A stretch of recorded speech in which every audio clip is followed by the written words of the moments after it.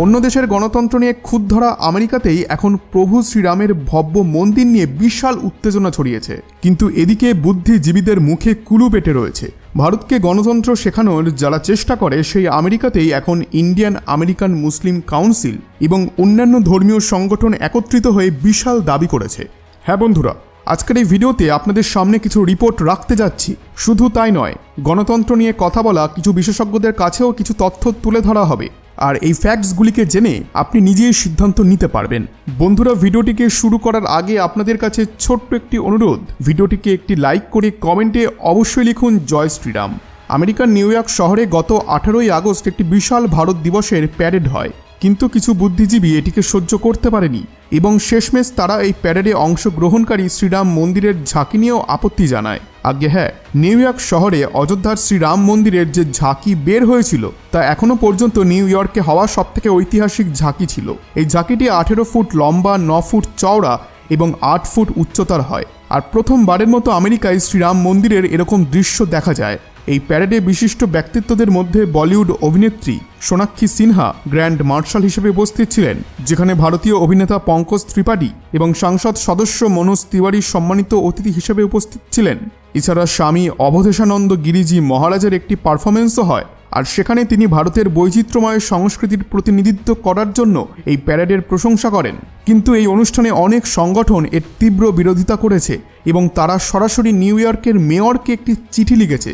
বিরোধীরা বলেছে যে এই ঝাঁকিটি একটি বিতর্কিত মন্দিরের প্রতীক, কারণ এটি সেই মন্দিরের স্মারক যা মসজিদ ধ্বংস করার পর গড়ে উঠেছে এবং এটি দক্ষিণ এশিয়ায় মুসলিমদের বিরুদ্ধে অপরাধকে মহিমান্বিত করে। কিন্তু এদিকে নিউ ইয়র্ক শহরের মেয়র এরিক অ্যাডামস সপ্তাহের শুরুতেই একটি প্রেস কনফারেন্সে বলেছিলেন যে প্যারেডে ঘৃণার জন্য কোনো জায়গা নেই। তিনি স্পষ্টভাবে বলেছেন যে এখানে ঘৃণার জন্য কোনো স্থান নেই, যেটি সত্যিই খুব ভালো কথা এবং আমরা এটিকে সমর্থনও করি। তিনি আরও বলেছিলেন যে এতে কোনো সংগঠন বা ব্যক্তিকে ঘৃণা ছড়ানোর অনুমতি দেওয়া হবে না। অ্যাডামসের অফিস পরে জানিয়েছিল যে আমেরিকার সংবিধানের অধীনে প্রত্যেকের মত প্রকাশের অধিকার আছে, যা ভারতও বলে, কিন্তু এখানে বাস্তবতা কিছুটা ভিন্ন।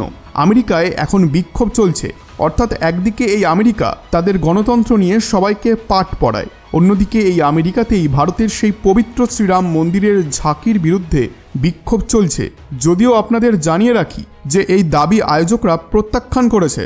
বিশ্ব হিন্দু পরিষদ অফ আমেরিকা শ্রীরাম মন্দিরের ঝাঁকিকে হিন্দু পূজা স্থলের প্রতীক হিসেবে উল্লেখ করেছে, যেখানে হিন্দু আমেরিকান ফাউন্ডেশন এই ঘটনাকে মত প্রকাশের স্বাধীনতার একটি প্রচেষ্টা হিসেবে বর্ণনা করেছে।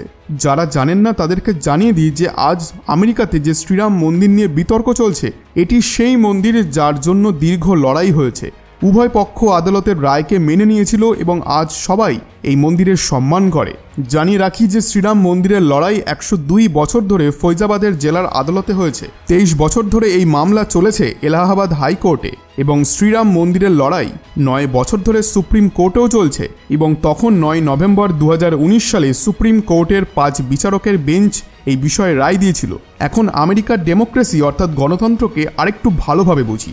জুলাই 2024-এ আমেরিকার নিউ রিসার্চ সেন্টারের একটি গবেষণা হয়েছে, যেখানে বিশ্বের 31টি শক্তিশালী দেশের ওপর সমীক্ষা চালানো হয়েছিল। এই রিপোর্ট বলছে যে 77% ভারতীয় তাদের দেশের ডেমোক্রেসি নিয়ে খুশি, অথচ আমেরিকার অবস্থা দেখে আপনার হাসি পাবে। এখানে মাত্র 31% আমেরিকান নাগরিক তাদের গণতান্ত্রিক ব্যবস্থায় সন্তুষ্ট, যেখানে 69% অসন্তুষ্ট। তাই স্পষ্টভাবে আজ যেখানে শ্রীরাম মন্দির নিয়ে বিতর্ক চলছে তা অত্যন্ত ভয়ানক এবং সরাসরি ডেমোক্রেসির ওপর আঘাত। তাই বলা হয় যে অন্যদের দিকে যদি আঙুল তোলা হয় তাহলে 3টি আঙুল তার নিজের দিকেও তোলা হয়। অর্থাৎ আমেরিকা তার ডেমোক্রেসি নিয়ে যে প্রচার করে তার বাস্তবতা কিন্তু অনেকটাই ভিন্ন, যেখানে তারা জোর দেয় যে আমাদের এখানে সব কিছু ঠিক আছে, ভারতেরই সব ব্যবস্থা খারাপ, কিন্তু বাস্তবতা সম্পূর্ণ আলাদা। এই ভিডিওটি দেখার পর আপনারা কি বলবেন? আপনাদের জন্য কমেন্ট বক্স খোলা রয়েছে, আপনাদের মতামত অবশ্যই জানান কমেন্টে। বন্ধুরা, আশা করছি আজকের এই ভিডিওটি আপনাদের ভালো লেগেছে। ভিডিওটি ভালো লেগে থাকলে ভিডিওটিতে একটি লাইক করে চ্যানেলটিকে আজই সাবস্ক্রাইব করে নিন। ধন্যবাদ।